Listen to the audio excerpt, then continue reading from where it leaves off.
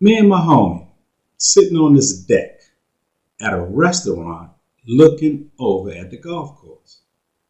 And no, neither one of us play golf.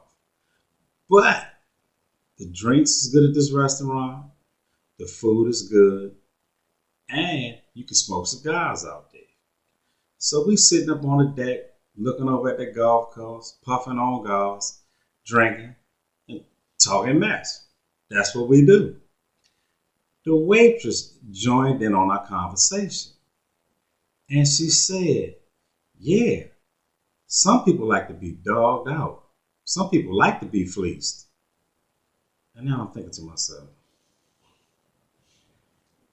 I don't know if people really want to be fleeced or dogged out, but I do realize people will stay in horrible situations for a long time. I do realize people will fight to stay in some bad relationships. I've seen that happen. I've seen it happens. So the waitress walks away. And in the midst of talking trash, my homie said, look, man, I got some bad news. And I'm like, what? So he say, man, my lady talking about leaving me. Like she not feeling this relationship no more. She talking about rolling out. So now I'm really thinking to myself, I'm like, wait a minute. Dude, you've been complaining for the last 2 or 3 years that we don't have sex that often. She don't talk nice to me. She don't cook for me. I've been hearing the same foolery from you for the last 2 or 3 years. Every time we get together. But my homie looked a little sad in the face. So this might not be the time to blast him. So I don't. But what I do tell him is this. I say, look here, man.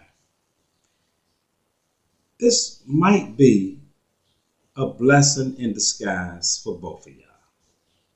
I said, man, you've been talking like you have not been happy for the last 2 or 3 years.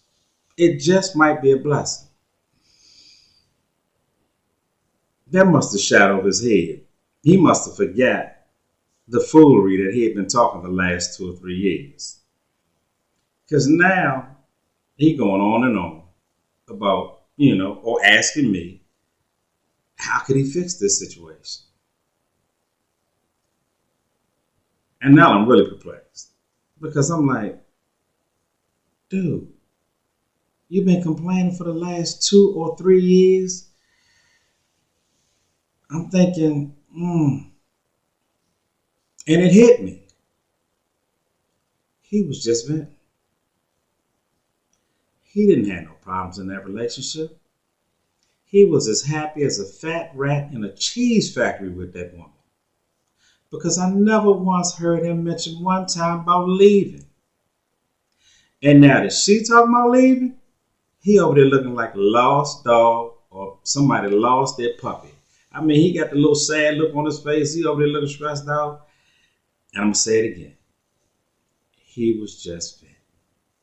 And this is for anybody and everybody. If you got a friend, a family member, a coworker, or somebody that's complaining about the same thing over and over again, but they ain't trying to make no moves to change, they don't want to do nothing different, they are venting. And my advice to you is this. When your family member, your friend, or your coworker come to you with that conversation, excuse yourself, go to the bathroom, change the conversation quickly, because they about to waste 5, 10, or 15 minutes of your life venting about something that's not even an issue to them. It's not. Because if it was an issue, they would make a move, do something different, and get out of that situation. Look here, y'all. My name is Daryl. Daryl Moore. Check out my book, Payback. That's Daryl. Daryl Moore. Check out my book, Payback. And don't let your friends waste your time venting with you.